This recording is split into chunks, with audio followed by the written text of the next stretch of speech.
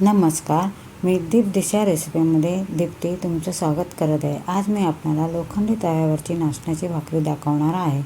त्यासाठी आपल्याला समप्रमाणात नाचणीचं पीठ आणि पाणी घ्यायचं आहे आणि 1 चमचा धनाजिरा पावडर आणि मीठ घ्यायचं आहे.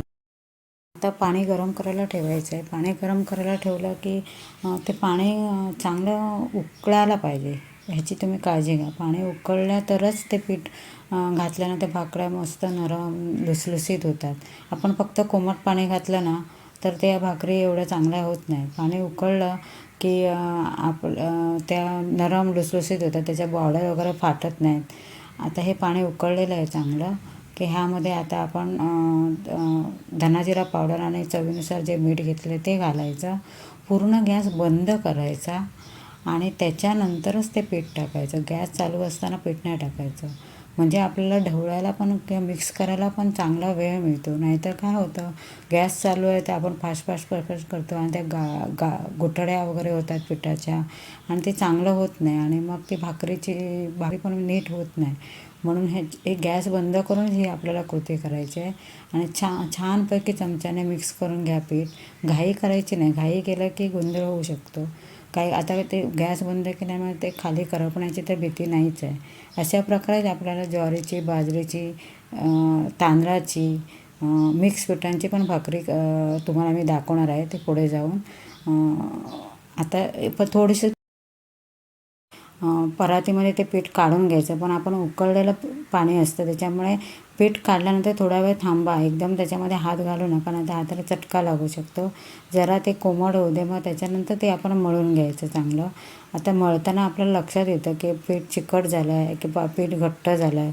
जर नरम झालं असेल, घट्ट झालं असेल तर थोडं पाणी घालायचं, नरम झालं तर थोडंसं पीठ घालायचं. असं करून ते आपल्याला तिथे ह्या स्टेजला आपण पीठ ॲडजस्ट करून घेऊ शकतो. कारण का आपल्याला तेव्हाच कळतं ना पीठ जरा कडक, जरा घाबरायचं नाही. पीठ आता नरम झालं, आता काय करायचं, तर इथे आपण ॲडजस्ट करू शकतो. थोडंसं पीठ घालून त्याला घट्ट करू शकतो किंवा थोडंसं पाणी घालून त्याला नरम करू शकतो. असं व्यवस्थित करून पीठ आपण त्याचे चांगलं मळून घ्यायचं. आपल्याला कळतं तेवढं तर की हाताला आता व्यवस्थित झालं आहे पीठ. मग त्याचे गोळे करायचे. गोळा पण असा करायचा की चपातीचा गोळा असतो त्याच्यापेक्षा थोडासा मोठा गोळा करायचा. एकदम अगदी मोठी जाडी भाकरी करायची नाही, मग ते खायला पण कंटाळा येतो. म्हणजे मीडियम साईजची भाकरी करायची आणि मग ती लाटायला पण बरी होते आणि आपल्याला फिरवायला पण बरी पडते. अगदी खूप मोठी भाकरी असेल तर नवीन मुलांना ते लाटता येत नाही, फिरवता येत नाही. त्यासाठी हे मीडियम साईजचे आपल्याला आता ह्या पिठाचे 4 गोळे झाले. आता मी तुम्हाला लाटून भाकरी कशी करायची हे शिकवणार आहे, थापून नाही. कारण थापून सर्वांनाच जमेल असं नाही, म्हणून लाटून पण किती छान भाकरी होते हे तुम्हाला मी दाखवणार आहे. तर परत ते गोळा मळून घ्यायचं, चांगला पिठात घोळायचा असा. कारण मळून घेतला तरच ती भाकरी अजून चांगली होणार. चांगला मळून घेतल्यानंतर हाताने असं सेप करायचं, त्याला थोडंसं खाली पीठ टाकायचं आणि हाताने सेप करायचा आणि आता ते लाटणीने चांगलं लाटून घ्यायचं. अगदी मस्तपैकी लाटली जाते, काही चिकटत नाही, काय नाही. फक्त पीठ जरा कमी वाटलं तर तुम्ही असं घ्यायचं, खाली पण पीठ कमी वाटलं तर परत खाली लावायचं.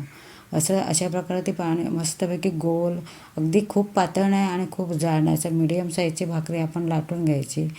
आणि बघा किती छान मस्त सुंदर अशी लाटली जाते, अजिबात चिकटत नाही आहे वाटलं तर. आणि हे लक्षात ठेवा, ही जी वरची साईड आहे ना, लाटून झाल्यानंतर ही जी वरची साईड असते ना ती तव्याच्या खालच्या साईडला गेली पाहिजे, ह्याची काळजी आहे. ही बघा, ही वरची साईड आहे ना, ही तव्याच्या खालच्या साईडला गेली पाहिजे आणि खाली टाकल्या तव्यावर लगेच त्याच्यावर पाणी मारायचं. पाणी मारायचं म्हणजे असं मारायचं नाही, पाणी पसरवायचं हाताने. त्यावेळी टाकल्या भाकरी थंड असते ना, मग त्याच्यामुळे पाणी लगेच लावलं तर आपल्या हाताला चटका नाही लागत. तुम्ही अगदी टाकली आणि 2-5 मिनिटांनी पाणी लावायला गेला तर तुमच्या हाताला चटका लागेल. तर ही काळजी घ्यायची की आपल्याला भाकरी टाकली की बाजूला लगेच पाणी ठेवायचं, पाणी स्प्रेड करायचं.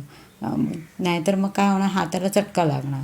अशा प्रकारे ती भाकरीवर पाणी कळते आपल्याला. आता हे पाणी टाकलेलं, पाणी जे स्प्रेड केलं ते पाणी सुकलं आहे. पूर्ण पाणी सुकल्यानंतरच ती भाकरी फिरवायचं, म्हणजे अगदी कडक नाही व्हायला पाहिजे. सुकलेलं हे पण दिसतं आपल्याला.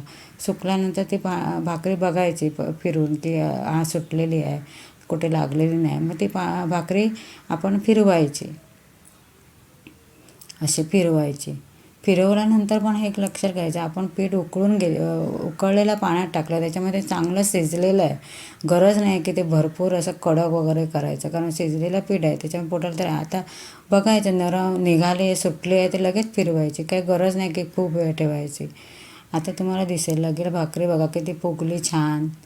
फुगलेली भाकरी बघायला मस्त वाटते ना, फुगलेली माणसं बघायला राग येतो, पण फुगलेली भाकरी बघायला किती छान वाटतं.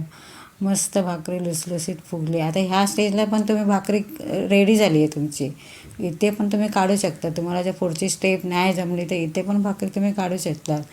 पण त्याच्या पुढे स्टेप अशी आहे की तुम्ही तवा बाजूला ठेवायचा सरळ आणि थोडा चिमट्याने ती भाकरी गॅसवर गरम करायची, मग ते अजून फुगते. पण जर जमलं नाही तर त्या तव्यावरची भाकरी पण तुम्ही खाऊ शकता. बघा किती छान मस्त फुगलं, किती छान मस्त फुगून आली आहे भाकरी, मस्त फुलून आली आहे.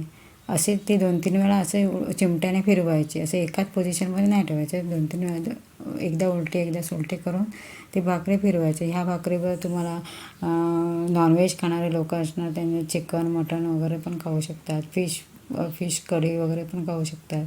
व्हेजिटेरियन सर्व सुकी भाजी ओली भाजी, कारण भाकरी तर नरम आहे, सुकी भाजीबरोबर पण छान लागते, हे खाऊ शकतात. मी ह्याच्यापुढे तुम्हाला असेच रेसिपी दाखवणारच आहेत व्हेजिटेरियन नॉन व्हेजिटेरियन लोकांसाठी.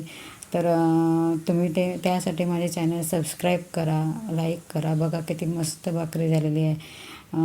अगदी घडी पण त्याची आपण छानपैकी करू शकतो. थँक्यू.